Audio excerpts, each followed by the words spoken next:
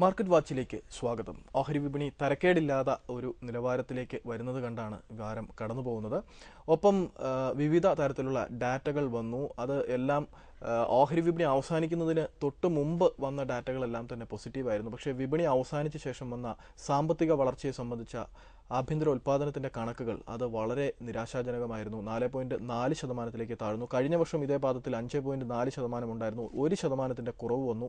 ഇത് ഏത് രീതിയിലായിരിക്കും വിപണിയെ അടുത്തയാഴ്ച ബാധിക്കുക? അതോ ഇത് കുറേയൊക്കെ ഡിസ്കൗണ്ടഡ് ആണോ? നമുക്ക് പരിശോധിക്കാം. കൂടുതൽ സംസാരിക്കാനായി hedge equities CEO N Bhuvanendran. Shri Bhuvanendran, തീർച്ചയായും മാർക്കറ്റിനെ സംബന്ധിച്ച് വെള്ളിയാഴ്ച അവസാന മണിക്കൂറിൽ ശക്തമായൊരു തിരിച്ചുവരവ് പോലെ തോന്നിച്ചു. പ്രത്യേകിച്ചും നമ്മുടെ കറണ്ട് അക്കൗണ്ട് കമ്മി, ധനക്കമ്മി, പലതും ഇറക്കുമതി കടം, ഇതെല്ലാം കുറയുന്നതായ സൂചനകൾ ലഭിക്കുന്നു. ഇതെല്ലാം ഈ ആഴ്ച അല്ലെങ്കിൽ വരുന്ന ആഴ്ച ഒരു മികച്ച പ്രകടനത്തിലേക്ക് വിപണികളെ നയിക്കും എന്ന് ആ അവസാന മണിക്കൂറിൽ കരുതി. പക്ഷേ പൊതുവെ പിന്നീട് ഒരു പാൽ ഓഫ് ഗ്ലൂം എന്ന് പറയുന്ന തരത്തിൽ വലിയ രീതിയിലുള്ള താഴ്ചയാണ് നമ്മുടെ സാമ്പത്തിക വളർച്ചയുടെ കാര്യത്തിൽ സംഭവിച്ചത്. ഇത് എങ്ങനെ വിലയിരുത്തുന്നു? മാർക്കറ്റിന്റെ കറക്ഷൻ തീർന്നു എന്ന് നമ്മൾ ഒരിക്കലും പറയാൻ സാധിക്കില്ല. വീണ്ടും കറക്ഷൻ ഡ്യൂ ആയി നിൽക്കുന്നു. ഇപ്പം റീസെന്റ് ആയിട്ട് മാർക്കറ്റ് കഴിഞ്ഞതിന് ശേഷം പുറത്തു വന്ന ഡാറ്റ പോലും മാർക്കറ്റിന്റെ പ്രതീക്ഷയ്ക്ക് ഉയരാൻ സാധിച്ചിട്ടില്ല. അത് മൺഡേ മാർക്കറ്റിൽ തീർച്ചയായിട്ടും റിഫ്ലക്ട് ചെയ്യും. പിന്നെ ഒരു ദിവസം കൊണ്ട് നമ്മളുടെ എല്ലാ ഇക്കണോമിക് സിറ്റുവേഷനും നല്ലൊരു ഷേപ്പിലേക്ക് വന്നു എന്ന് നമുക്ക് പറയാനും സാധിക്കില്ല. ഇപ്പോഴും നെഗറ്റീവ് നിലനിൽക്കുന്നു. വീണ്ടും മാർക്കറ്റ് കറക്റ്റ് ചെയ്യാൻ തന്നെയാണ് സാധ്യത. പക്ഷേ ഓരോ കറക്ഷനിൽ നിന്നും വളരെ ഷാർപ്പായിട്ടുള്ള പുൾ ബാക്ക് മാർക്കറ്റിൽ ലഭിക്കും. അതാണ് അതിൻ്റെ ഒരു പോസിറ്റീവ് എന്ന് പറയുന്നത്. അപ്പോൾ ഇൻവെസ്റ്റേഴ്സ് കുറച്ചുകൂടെ കോഷ്യസ് ആയിരിക്കുക എന്നുള്ളതാണ് ഇപ്പോഴത്തെ രീതിയിൽ. മുമ്പ് ഒക്കെ മാർക്കറ്റിൽ ഇൻവെസ്റ്റ് ചെയ്യുന്ന പോലെ ഇൻവെസ്റ്റ് ചെയ്യുക, മറക്കുക എന്നുള്ളൊരു സിസ്റ്റം പറ്റില്ല. വളരെ ആക്റ്റീവ് ആയിരിക്കണം. അതിന് ന്യൂസ് ഡ്രിവൺ ആണ്. റുപ്പി ഡിപ്രീഷിയേറ്റ് ചെയ്യുന്നതനുസരിച്ച് മാർക്കറ്റിൽ കറക്ഷൻ സംഭവിക്കുന്നു. റുപ്പിയുടെ ബെറ്റർ ആകുന്നതനുസരിച്ച് മാർക്കറ്റ് പുൾ ബാക്ക് വരുന്നു. അപ്പോൾ പലപ്പോഴും rupee, crude oil, gold price ഇതൊക്കെ മാർക്കറ്റിനെ ഇൻഫ്ലുവൻസ് ചെയ്യുന്നുണ്ട്. അപ്പോൾ ന്യൂസ് ഡ്രിവൺ ആണ് മാർക്കറ്റ്. അതുകൊണ്ട് തന്നെ ഇൻവെസ്റ്റേഴ്സ് കുറച്ചുകൂടെ കോഷ്യസ് ആയിരിക്കുക എന്നുള്ളതും, വളരെ ഷാർപ്പായിട്ടുള്ള സെൽ ഓഫ് വരുമ്പോൾ ആ സ്റ്റോക്ക് വീണ്ടും ബൈയിങ് നടത്തുക. ഫോർ എക്സാമ്പിൾ നമ്മളിപ്പോൾ ആക്സിസ് ബാങ്ക് എടുത്താലും സ്റ്റേറ്റ് ബാങ്ക് എടുത്താലും L&T എടുത്താലും വളരെ ഷാർപ്പായിട്ടുള്ള ഒരു സിംഗിൾ ഡേയിൽ 10% ആണ് കറക്ഷൻ സംഭവിക്കുന്നത്. സെയിം ഡേ തന്നെ 10 to 15% പുൾ ബാക്ക് ലഭിക്കുന്നു. അപ്പോൾ മാർക്കറ്റിൽ കൂടുതലായി ഓപ്പർച്യൂണിറ്റി ഉണ്ട്. പക്ഷേ ഇത് ക്യാപിറ്റലൈസ് ചെയ്യണമെങ്കിൽ വളരെയധികം നോളജ് ആവശ്യമാണ്. അപ്പോൾ ഇൻവെസ്റ്റേഴ്സ് വളരെ കോഷ്യസ് ആയിട്ട് മാർക്കറ്റിന്റെ ഓരോ ഇക്കണോമിക് ഡാറ്റയും ഓരോ ന്യൂസുകളും വളരെ ക്ലോസ് ആയി വാച്ച് ചെയ്യുക. വെള്ളിയാഴ്ച വൈകിട്ട് വന്ന ഈ ഡാറ്റ, പ്രത്യേകിച്ചും GDP ഡാറ്റ, അത് പുറത്തു വന്നതിന് ശേഷം SGX നിഫ്റ്റിയിൽ വലിയൊരു തകർച്ച കണ്ടു. അപ്പോൾ അതിന്റെ ഒരു ഫോളോ അപ്പ് ആയിരിക്കുമോ നമുക്ക് തിങ്കളാഴ്ച ഓപ്പണിംഗിലും വരിക? അതോ ഇത് ഡിസ്കൗണ്ടഡ് ആണോ? അല്ല, ഡിസ്കൗണ്ടഡ് അല്ല. മാർക്കറ്റ് കറക്റ്റ് ചെയ്യാനാണ് സാധ്യത കൂടുതൽ. GDP പ്രതീക്ഷിച്ചതിലും മോശമായി. അതിന്റെ റിഫ്ലക്ഷൻ തീർച്ചയായിട്ടും മൺഡേ നമുക്ക് കാണാം. മാർക്കറ്റിൽ വീണ്ടും കറക്ഷൻ വരാനുള്ള സാധ്യതയുണ്ട്. ഇപ്പോൾ ലാസ്റ്റ് വീക്ക് ടെക്നിക്കലി നമ്മൾ പറഞ്ഞു 5200, 5550 ആണ് ഒരു മൂവിംഗ് റേഞ്ച് എന്ന് പറയുന്നത് മാർക്കറ്റിന്റെ. അഗൈൻ 5550, 600 എന്ന് പറയുന്നത് ബ്രേക്ക് ചെയ്ത് പോകാൻ സാധ്യത വളരെ കുറവാണ്. അതല്ലെങ്കിൽ അത്രത്തോളം സ്ട്രോങ് ഡാറ്റകൾ ആവശ്യമാണ്.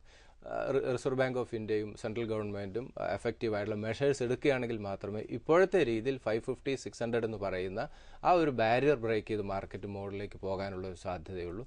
അല്ലാത്തടത്തോളം കാലം മാർക്കറ്റിൽ വീണ്ടും കറക്ഷൻ വരാൻ തന്നെയാണ് സാധ്യത കൂടുതലായി കാണുന്നത്. മറ്റൊന്ന് ഫെഡറൽ ബാങ്ക്. നമ്മുടെ ഫെഡറൽ ബാങ്ക് ഓഹരിയിൽ എന്താണ് സംഭവിക്കുന്നത്? വലിയ രീതിയിൽ താഴേക്ക് വന്നു. അതിനുശേഷം 49% ഓഹരി വിദേശ ധനകാര്യ സ്ഥാപനങ്ങൾക്ക് ഈ ഫെഡറൽ ബാങ്കിന്റെ ഓഹരിയിൽ 49% വരെ പങ്കാളിത്തമായി. മുന്നോട്ട് പോകാൻ പാടില്ല എന്ന് റിസർവ് ബാങ്ക് പറഞ്ഞിരിക്കുന്നു. അവർ FIPB വിദേശ നിക്ഷേപ അനുമതി ബോർഡിന്റെ മുന്നിൽ കൂടുതൽ ഓഹരികൾ വിദേശ കമ്പനികൾക്ക് വാങ്ങാൻ അനുവദിക്കണമെന്നാവശ്യപ്പെട്ട് അപേക്ഷ സമർപ്പിച്ചിരിക്കുന്നു. ഇതിനിടയിൽ ഓഹരിയിൽ വലിയൊരു ഇറോഷൻ കണ്ടു. ഒന്ന് നോർമലി ബാങ്കിങ് സെക്ടറിലുണ്ട്. ഫെഡറൽ ബാങ്കിൽ മാത്രമല്ല, എല്ലാ ബാങ്കിങ്, ഇപ്പൊ നമ്മൾ ICICI ബാങ്ക് എടുത്താലും. അല്ല, ഞാനത് എടുത്തു ചോദിക്കാൻ കാരണം കേരളത്തിൽ നിന്നുള്ള നിക്ഷേപകരുടെ കയ്യിൽ ധാരാളം കൈവശമുണ്ട് എന്നുള്ള ഒരു കൺസെപ്റ്റ്. തീർച്ചയായിട്ടും കേരളത്തിലെ ഇൻവെസ്റ്റേഴ്സ് കൂടുതലായി ഹോൾഡ് ചെയ്യുന്നു എന്നുള്ളത് ഒരു സത്യം തന്നെ. അതോടെ FISന്റെ പരിധി ഉയർത്തുകയാണെങ്കിൽ വീണ്ടും തീർച്ചയായിട്ടും ഈ സ്റ്റോക്ക് തിരിച്ചു വരാം. എന്ത് തന്നെയാണെങ്കിലും ബാങ്കിങ് സെക്ടർ കുറച്ചുകൂടെ കറക്റ്റ് ചെയ്യാനുള്ള സാധ്യതയാണ്. അത് ഫെഡറൽ ബാങ്കിലും സംഭവിക്കാം. പക്ഷേ ലോങ് ടേം പോയിന്റ് ഓഫ് വ്യൂവിൽ തീർച്ചയായിട്ടും ഈ ബാങ്കിങ് സെക്ടർ വളരെ ശക്തമായിട്ട് തിരിച്ചു വരും. കാരണം ഇമ്മീഡിയറ്റ് റിസർവ് ബാങ്ക് എടുത്ത ഒരു മെഷർ തന്നെയാണ് ഈ ബാങ്കിങ് സെക്ടറിൽ ഇത്രത്തോളം ഷാർപ്പായിട്ടുള്ള സെൽ ഓഫ്. അതുപോലെ തന്നെ ഇൻസ്റ്റിറ്റ്യൂഷൻസ് എല്ലാം തന്നെ സെല്ലിംഗ്, FIS സെൽ ചെയ്തു, ഡൊമസ്റ്റിക് ഇൻസ്റ്റിറ്റ്യൂഷൻ ബാങ്കിങ് സെക്ടറിൽ നിന്ന് എക്സിറ്റ് ചെയ്തു, ഓപ്പറേറ്റേഴ്സ് സെൽ ചെയ്തു. ഇപ്പോൾ ടോട്ടലി ഒരു നെഗറ്റീവ് ടെറിട്ടറിയിലാണ് ബാങ്കിങ് സെക്ടർ മൂവ് ചെയ്യുന്നത്. ബാങ്കിങ് സ്റ്റോക്കുകൾ വീണ്ടും ഈ ഇപ്പോഴത്തെ കറന്റ് ലെവലിൽ നിന്ന് 15 to 20% 100% കറക്റ്റ് ചെയ്യാനുള്ള പോസിബിലിറ്റിയാണ് കൂടുതലായിട്ട് കാണുന്നത്. പക്ഷേ സ്റ്റേ ഇൻവെസ്റ്റഡ് എന്നുള്ള സ്ട്രാറ്റജി തന്നെയാണ്. അപ്പോൾ ഏത് സമയത്ത് മാർക്കറ്റിൽ ശക്തമായിട്ടുള്ള പുൾ ബാക്ക് വരും എന്ന് ആർക്കും പറയാൻ സാധിക്കില്ല. ഇപ്പോഴത്തെ രീതിയിൽ മാർക്കറ്റിൽ നെഗറ്റീവ് നിലനിൽക്കുന്നു. രഘുറാം രാജൻ വന്നതിന് ശേഷം ഇപ്പോൾ നമ്മൾ വളരെ ക്ലാരിറ്റി കണ്ടു. ഫൈനാൻസ് മിനിസ്റ്ററും RBI ഗവർണറും രണ്ട് തട്ടിലാണെന്നുള്ള കഴിഞ്ഞ ആഴ്ച വ്യക്തമായിട്ടുള്ള മെസ്സേജ് പുറത്തു വന്നു. അത് തന്നെയാണ് ഇന്ന് ഇന്ത്യ ഫേസ് ചെയ്യുന്ന പ്രോബ്ലം എന്ന് പറയുന്നത്. അപ്പോൾ പുതിയ ഗവർണറും ഫൈനാൻസ് മിനിസ്റ്ററും എഫക്റ്റീവ് ആയിട്ടുള്ള മെഷേഴ്സ് എടുക്കുകയാണെങ്കിൽ ഒരു ഐക്യത്തോടെ പ്രവർത്തിച്ചാൽ തന്നെ അതിന് കാര്യങ്ങൾ മാറ്റം സംഭവിക്കും. അത് നമ്മൾക്ക് വരും ദിവസങ്ങളിൽ പ്രതീക്ഷിക്കാം. അതിന്റെ റിഫ്ലക്ഷൻ ഇക്കണോമിയിൽ കാണാം. ആ റിഫ്ലക്ഷൻ സ്റ്റോക്ക് മാർക്കറ്റിലും തീർച്ചയായിട്ടും കാണാം. NR നാരായണമൂർത്തി എക്സിക്യൂട്ടീവ് ഡയറക്ടറായിട്ട് ഇൻഫോസിസിൽ തിരിച്ചു വന്നതോടുകൂടി ഇൻഫോസിസിന്റെ ഷെയറും ഇൻഫോസിലെ മൊത്തത്തിൽ ആ ഒരു കമ്പനിക്ക് ഉണ്ടായ ഒരു ഉണർവ് വളരെ വലുതാണ്. അവിടെ വേറെ മറ്റു തരത്തിലുള്ള അശോക് വേമുറി പോലെയുള്ള ആളുകൾ പുറത്തേക്ക് പോകുന്നു. വേറെയും ടോപ്പ് ലെവൽ ഒരു 3 എക്സിറ്റ് അവിടെ ഉണ്ടായിട്ടുണ്ട്. എങ്കിൽ പോലും അത് നൽകിയ ഊർജ്ജം, അത് ആ കമ്പനിക്ക് മൊത്തത്തിൽ നൽകിയ ഒരു ശക്തി വളരെ വലുതാണ്. എന്ന് പറയുന്നത് പോലെ ഇവർ രണ്ടുപേരും, പ്രത്യേകിച്ചും ഈ മിൻ സ്ട്രീറ്റിന്റെ അധിപൻ, അങ്ങനെയാണല്ലോ പറയുന്നത്, റിസർവ് ബാങ്കിന്റെ ഗവർണറും ധനമന്ത്രാലയവും അതിന്റെ അധിപനും, അവർ ഒരുമിച്ച് പ്രവർത്തിച്ചാൽ തന്നെ കുറെയൊക്കെ, ഇത് രണ്ടുപേരും രണ്ട് തട്ടിലായിരുന്നു എന്നത് റിസർവ് ബാങ്ക് ഗവർണറുടെ അവസാനത്തെ വിടവാങ്ങൽ പ്രസംഗത്തിൽ വളരെ വ്യക്തമായിട്ടും സൂചിപ്പിച്ചിട്ടുണ്ടായിരുന്നു. അപ്പോൾ അത് നന്നായി വരുമെന്ന് പ്രതീക്ഷിക്കാം. അടുത്ത ആഴ്ച മുതൽ രഘുറാം രാജൻ ചുമതല ഏൽക്കുന്നതിനെ തുടർന്ന് അദ്ദേഹം കാര്യങ്ങൾ വളരെ പെട്ടെന്ന് തന്നെ പഠിക്കുന്ന ഒരാളാണ്. മാത്രമല്ല അദ്ദേഹം ഒരു ഇക്കണോമിസ്റ്റ് ആണ്. മുൻപുണ്ടായിരുന്ന ആൾ IAS ഉദ്യോഗസ്ഥൻ മാത്രമായിരുന്നു. അപ്പോൾ ഇത് തമ്മിലുള്ള വ്യത്യാസമെല്ലാം ഇനി ഭാവിയിൽ ഇന്ത്യൻ സമ്പദ്ഘടനയ്ക്ക് ഗുണം ചെയ്യുമെന്ന് നമുക്ക് പ്രതീക്ഷിക്കാം. പിന്നെ മൊത്തത്തിൽ നോക്കുമ്പോൾ ആഗോള വിപണികളുടെ സാഹചര്യങ്ങളും എല്ലാം പരിഗണിക്കുമ്പോൾ, പ്രത്യേകിച്ചും അമേരിക്കയിൽ ഇപ്പോൾ ഏകദേശം $16.7 ട്രില്യൺ പൊതുക്കടം ഉണ്ട്. അത് അവരുടെ GDP-യെക്കാളും വളർന്ന് വലുതായിരിക്കുന്നു. ഒപ്പം അതിന്റെ പാരലലി വേറൊരു കാര്യം വരുന്നത് അവിടുത്തെ സമ്പദ്ഘടന ശക്തി ആർജിക്കുന്നു എന്ന തരത്തിലുള്ള വാർത്തകളുണ്ട്. ഇങ്ങനെ ഒരു കുഴഞ്ഞു മറിഞ്ഞ അവസ്ഥയാണോ അമേരിക്കയിലുള്ളത്? ഇപ്പോൾ US-ഉം യൂറോപ്പും ശക്തമായ തിരിച്ചുവരവിന്റെ പാതയിലാണ്. അതാണ് ഡാറ്റ കാണിക്കുന്നത്. ലാസ്റ്റ് 2 months ആയിട്ട് വളരെ ബെറ്റർ ആയിട്ടുള്ള ഡാറ്റ വരുന്നു. എനിക്കൊന്നൊരു ക്വാർട്ടർ, അടുത്തൊരു മാസം കൂടി വളരെ ബെറ്റർ ആയിട്ടുള്ള ഡാറ്റ വരികയാണെങ്കിൽ തീർച്ചയായിട്ടും ഗ്ലോബൽ സിറ്റുവേഷനിൽ ശക്തമായിട്ടുള്ള മാറ്റം സംഭവിച്ചു എന്ന് നമ്മൾക്ക് തീരുമാനിക്കാം. അപ്പോൾ US ഒക്കെ എന്തായാലും തീർച്ചയായിട്ടും ശക്തമായിട്ടുള്ള ഒരു തിരിച്ചുവരവിന്റെ പാതയിലാണ്. എന്താണ് ഇതിന്റെ റീസൺ എന്ന്, എഫക്റ്റീവ് ആയിട്ടുള്ള മെഷേഴ്സ് എടുത്തു എന്നുള്ളതാണ്. അവർ ആ ക്രൈസിസ് തിരിച്ചറിയുകയും അതിന് എഫക്റ്റീവ് ആയിട്ടുള്ള മെഷേഴ്സ് എടുത്തു എന്നുള്ളതാണ്. ഇന്ത്യ ഇത് കണ്ടെത്താൻ സാധിച്ചിട്ടില്ല, അതിനുള്ള മെഷറും എടുക്കാൻ സാധിച്ചില്ല. ഇപ്പോൾ നമ്മൾ ഒരു മാസം മുമ്പ് ഡിസ്കസ് ചെയ്തിരുന്നു ഒരു പൊളിറ്റിക്കൽ ലീഡർ കുറവ്. എനിക്ക് രത്തൻ ടാറ്റ വളരെ വ്യക്തമായിട്ടുള്ള സ്റ്റേറ്റ്മെന്റ് കണ്ടിരുന്നു. ഒരു ലീഡർഷിപ്പിന്റെ അഭാവം ഇവിടെ ഉണ്ട്. അതുതന്നെയാണ് ഇന്ന് ഇന്ത്യ ഫേസ് ചെയ്യുന്ന പ്രശ്നം എന്ന് പറയുന്നു. തീർച്ചയായിട്ടും ഇന്ത്യൻ ഇക്കണോമിക് സിറ്റുവേഷൻ അത്രത്തോളം ഒരു മോശം ഷേപ്പിലില്ല. ഇപ്പോൾ നമ്മൾ ഫുഡ് സെക്യൂരിറ്റി ബില്ലൊക്കെ വരുന്നു. ഇതിനൊക്കെ എവിടുന്ന് ഫണ്ട് സോഴ്സ് ചെയ്യുന്നു? ടാക്സ് വേണം.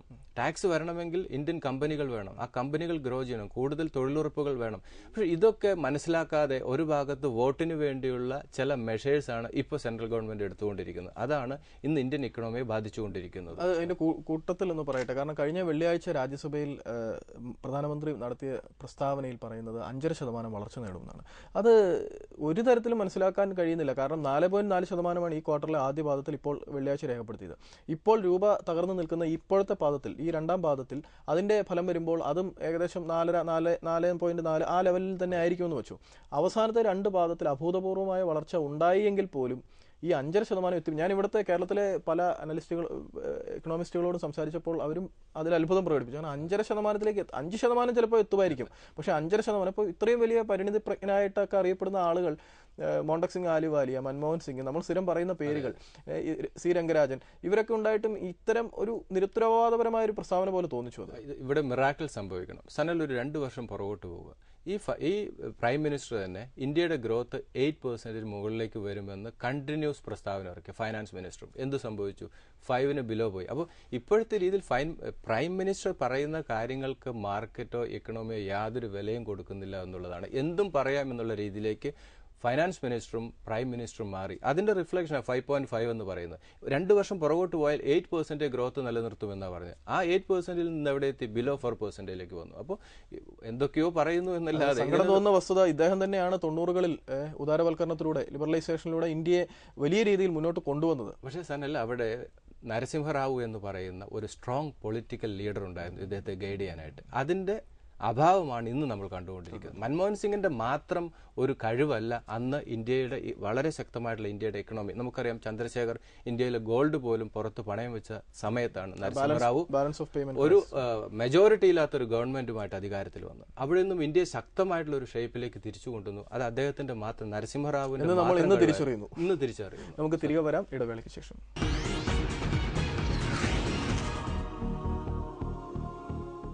മാർക്കറ്റ് വാച്ച് തുടരുന്നു. നമുക്ക് ഓഹരികളിലേക്ക് കിടക്കാം. റിഫാഹ്, അദ്ദേഹത്തിന്റെ ചോദ്യം. BBM വിദ്യാർത്ഥിയാണ്, 21 വയസ്സേ പ്രായമുള്ളൂ. അദ്ദേഹം എനിക്ക് തോന്നുന്നു അവധി വ്യാപാരത്തിൽ MCXന്റെ ഓഹരിയല്ല, അദ്ദേഹം കോപ്പർ ട്രേഡ് ചെയ്തു. ഏകദേശം 25,000 രൂപയോളം ഒരു മിനി ഷോർട്ട് പൊസിഷൻ ഉണ്ടാക്കിയിരിക്കുകയാണ്. വിറ്റിട്ടു, തിരിച്ചു വാങ്ങാൻ പറ്റുന്നില്ല, കോപ്പറിന്റെ വില കയറിപ്പോയി. എന്ത് തോന്നുന്നു? ഒരു വിദ്യാർത്ഥി അല്ലെങ്കിൽ ഒരു സ്റ്റുഡന്റ് ഒരു കാരണവശാലും സ്പെക്കുലേഷനിലേക്ക് തിരിയരുത്. ഗോൾഡ് ആണെങ്കിലും ക്രൂഡ് ആണെങ്കിലും കോപ്പർ ആണെങ്കിലും ഇത് ഹൈലി സ്പെക്കുലേറ്റീവ് ആണ്. ഇതിനെ ഇന്റർനാഷണലി ഓപ്പറേറ്റ് ചെയ്യുന്ന വലിയ ഓപ്പറേറ്റേഴ്സ് ഉള്ള ഒരു മാർക്കറ്റിൽ ഇവിടെ ഇരുന്ന് ഷോർട്ട് ചെയ്ത് കഴിഞ്ഞാൽ അത് വളരെ പെയിൻഫുൾ ആയിരിക്കും. അപ്പോൾ സ്പെക്കുലേഷൻ എപ്പോഴും പൈസ നഷ്ടപ്പെടും. അപ്പോൾ അദ്ദേഹം എന്താ ചെയ്യേണ്ടത്? ഒരു സ്റ്റുഡന്റ് ആണ്, ഇന്ത്യയിലെ വളരെ നല്ല വളർച്ചയുള്ള കമ്പനികളുടെ പാർട്ടായി മാറുക. നാരായണമൂർത്തി അവധി വ്യാപാരം നിർത്തുക, ട്രേഡിംഗ് നിർത്തുക. അത് വളരെ അധികം സ്കിൽ ആവശ്യമാണ്. ട്രെൻഡിനനുസരിച്ച് മൂവ് ചെയ്യണം. അതാത് സമയത്ത് ഡിസിഷൻ എടുക്കാനുള്ള കറേജ് വേണം. ഇപ്പോൾ ഒരു സ്റ്റോക്ക് താഴേക്ക് പോവുകയാണെങ്കിൽ അല്ലെങ്കിൽ ഗോൾഡ് താഴേക്ക് പോവുകയാണെങ്കിൽ അതിനകത്ത് ഇമ്മീഡിയറ്റ് ഷോർട്ട് പൊസിഷൻ ക്രിയേറ്റ് ചെയ്യാനും പെട്ടെന്ന് എക്കണോമിക് ബെറ്റർ ആയിട്ടുള്ള ഒരു ഡാറ്റ വന്നാൽ അത് തിരിച്ച് ബൈ ചെയ്യാനും ഡബിൾ ബൈ ചെയ്യാനൊക്കെയുള്ള ഒരു കറേജ്, അത് വളരെ അഗ്രസീവായിട്ട് ടെർമിനൽ നോക്കിയിരിക്കേണ്ടതും വളരെ സ്കിൽ ആവശ്യമുള്ള ഒരു. അപ്പോൾ അത് വളരെ വ്യക്തമാണ്. അദ്ദേഹം ഊഹക്കച്ചവടം നിർത്തുക, പകരം അദ്ദേഹത്തിന്റെ ഹോൾഡിംഗ്സ് ഓഹരി വിപണിയിലും അദ്ദേഹം ഒരു പ്രയോഗം നടത്തിയിട്ടുണ്ട്. അത് Gujarat state Petronet limited sale രണ്ടും GSPയിൽ 65-70 വാങ്ങി. സെയിൽ താരതമ്യേന താഴ്ന്ന നിലവാരമാണ്, 66-30. നമ്മൾ പ്രതീക്ഷിച്ചതിലും നമ്മൾ ഏകദേശം 60 രൂപ വരെ വന്ന് നിൽക്കുമെന്നാണ് കരുതിയത്. അവിടെ നിന്നും താഴേക്ക് പോകുന്നു. ഇപ്പോൾ ഏകദേശം 40 രൂപയിലാണ് നിൽക്കുന്നത്. 40 ഇപ്പൊ നമുക്കറിയാം റീസെന്റ് ആയിട്ട് 48 വരെ മൂവ് ചെയ്തിരുന്നു. 39-ൽ നിന്നും 48-ലേക്ക് സെയിൽ മൂവ് ചെയ്തിരുന്നു. SAIL long time point of വ്യൂല് സെയിൽ ഒരു ബെറ്റ് തന്നെയാണ്. അപ്പോൾ ഇവിടെ വൺ ടൈം ഇൻവെസ്റ്റ്മെന്റ് ഇല്ല എന്നുള്ളതാണ്. 60ക്ക് റെക്കമെൻഡ് അല്ലെങ്കിൽ ബൈയിങ് നടത്തിയ ഇൻവെസ്റ്റർ വീണ്ടും ആ സ്റ്റോക്കിൽ വളരെ ഷാർപ്പായിട്ടുള്ള കറക്ഷൻ സംഭവിച്ചു. 40 വീണ്ടും ആവറേജ് ചെയ്യുക. അപ്പോൾ അതുകൊണ്ടാണ് 2-3 സ്റ്റേജ് ആയിട്ട് ഇപ്പോൾ 3 സ്റ്റേജ് ഇൻവെസ്റ്റ് ചെയ്ത ഇൻവെസ്റ്റേഴ്സ് വെറുതെ ഇരിക്കുകയാണ്. കാരണം അവർക്ക് ഒരു എക്സിറ്റ് കിട്ടുന്നില്ല. പക്ഷേ ഓരോ ശക്തമായിട്ടുള്ള സെൽ ഓഫിൽ നിന്നും പുൾ ബാക്ക് ലഭിക്കുന്നു. ഞാൻ നേരത്തെ ഒരു ആക്സിസ് ബാങ്കിന്റെ എക്സാമ്പിൾ പറഞ്ഞിരുന്നു.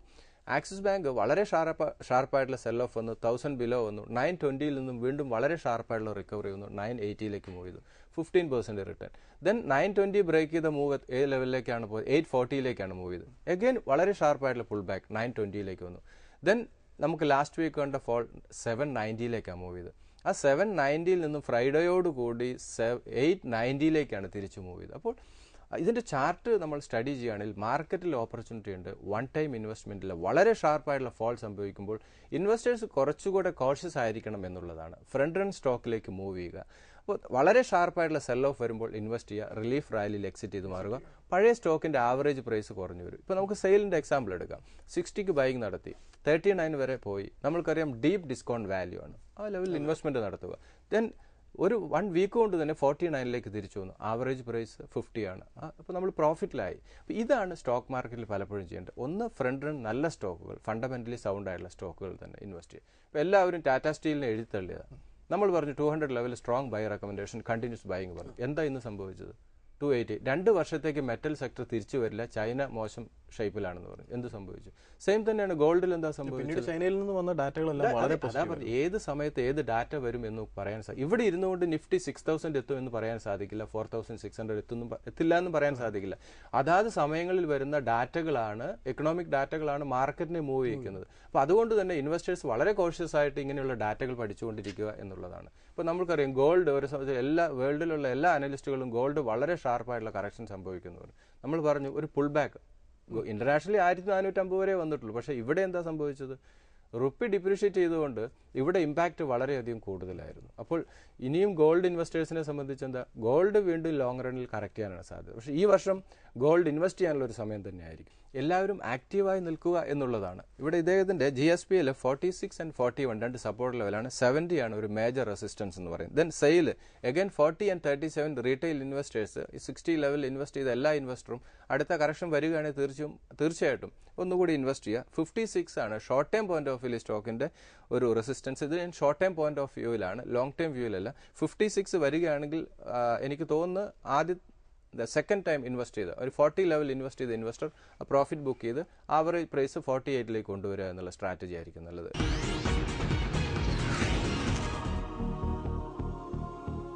പാലക്കാട്ട് നിന്നും പ്രദീപ്, എനിക്ക് തോന്നുന്നു അദ്ദേഹം മാർക്കറ്റ് വാച്ച് സ്ഥിരമായി കാണുന്നയാളാണ്. ഒരു നിര സ്റ്റോക്കുകൾ അവതരിപ്പിച്ചിരിക്കുന്നു, എല്ലാം താഴ്ന്ന നിലവാരത്തിൽ വാങ്ങിയിരിക്കുന്നു. കെയ്ൻ ഇന്ത്യ 292 വാങ്ങി, ടാറ്റ സ്റ്റീൽ 200 രൂപയ്ക്ക് വാങ്ങി, axis bank 800, L&T 690, Muthoot finance 82 രൂപയ്ക്ക് വാങ്ങി. ഇപ്പോൾ അതിൻ്റെ വില 115 രൂപ നിലവാരത്തിലാണ്.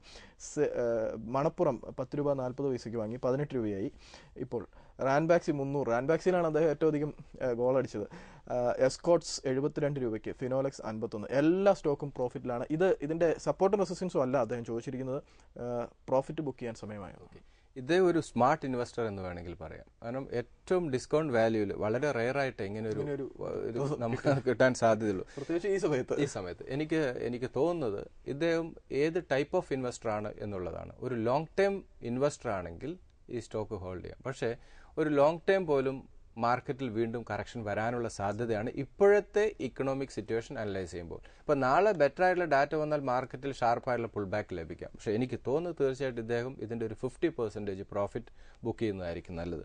ഇതിൽ ആദ്യമായിട്ട് കെയ്ൻ ഇന്ത്യയാണ്. കെയ്ൻ ഇന്ത്യ 340 ലെവൽ ഒരു short time point of view ഒരു പ്രോഫിറ്റ് ബുക്കിംഗ് ലെവലായിട്ട് തന്നെ കൺസിഡർ ചെയ്യുന്നതായിരിക്കും നല്ലത്. ഇതിന്റെ സപ്പോർട്ട് പറയേണ്ട ആവശ്യമുണ്ടോ മറ്റ് ഇൻവെസ്റ്റേഴ്സിന് വേണ്ടിയിട്ട്? വേണ്ട, നമുക്കറിയാവുന്നതാണ്. ഓക്കെ, ദെൻ ടാറ്റ സ്റ്റീലാണ്. ടാറ്റ സ്റ്റീൽ 310 തീർച്ചയായിട്ടും ഷോർട്ട് ടൈം പോയിന്റ് ഓഫ് വ്യൂവിൽ ഇദ്ദേഹം പ്രോഫിറ്റ് ബുക്ക് ചെയ്യുക. അദ്ദേഹം വളരെ ലോവർ ലെവലിലാണ് ബൈയിങ് നടത്തിയിരിക്കുന്നത്. ഇതിന്റെ സപ്പോർട്ട് 250 അഗൈൻ 220 എന്ന് പറയുന്ന രണ്ട് മേജർ സപ്പോർട്ട് ലെവലാണ്. റീറ്റെയിൽ ഇൻവെസ്റ്റേഴ്സിന് വീണ്ടും റീ എൻട്രി ചെയ്യാവുന്ന ഒരു ലെവൽ തന്നെയാണ്. ദെൻ ആക്സിസ് ബാങ്ക് ആണ് 800 and 740 രണ്ട് സപ്പോർട്ട് ലെവലാണ്. ദെൻ L&T ആണ്. L&T 650, 570 വരാനുള്ള സാധ്യത വളരെ ഷാർപ്പായിട്ടുള്ള സെൽ ഓഫ്. നിഫ്റ്റി ഒരു 5000 ബിലോയിലേക്ക് മൂവ് ചെയ്യുകയാണെങ്കിൽ ആ ഒരു ലെവൽ വരാം. അത് തീർച്ചയായിട്ടും ഒരു വാല്യൂ ബൈങ് കണ്ണുടച്ച് വാങ്ങുക. തീർച്ചയായിട്ടും ഇപ്പോൾ ലാസ്റ്റ് നമ്മൾ കണ്ടല്ലോ, ലാസ്റ്റ് വീക്ക് വളരെ ഷാർപ്പായിട്ടുള്ള സെൽ ഓഫ് വന്നു, വളരെ ശക്തമായിട്ടുള്ള പുൾ ബാക്ക് ലഭിച്ചു. 900 ആണ് ലോങ് ടൈം ഒരു ടാർഗറ്റ് L&Tയുടെ.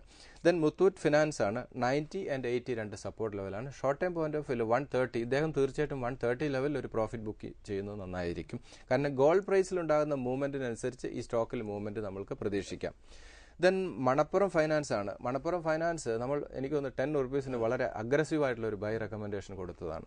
ഇപ്പോഴത്തെ രീതിയിൽ ഗോൾഡ് പ്രൈസിൽ ചെറിയൊരു കറക്ഷൻ വന്നത് സീലിംഗ് ബ്രേക്ക് ചെയ്തിരുന്നു ഫ്രൈഡേ. ഇപ്പോഴത്തെ രീതിയിൽ അഗൈൻ 15 ഇമ്മീഡിയറ്റ് സപ്പോർട്ട് ലെവലാണ്. ദെൻ 11 ഈ രണ്ട് ലെവലിൽ ഇൻവെസ്റ്റ്മെന്റ് അഡ്വൈസബിൾ ആണ്. എനിക്ക് തോന്നുന്നു ഒരു 10-11 റേഞ്ച് ആയിരിക്കും ഒരു സേഫ്. അടുത്ത് വീണ്ടും കറക്ഷൻ വരികയാണെങ്കിൽ ആ ഒരു level investment advisable. 22 short time point of view exit point തന്നെയാണ്.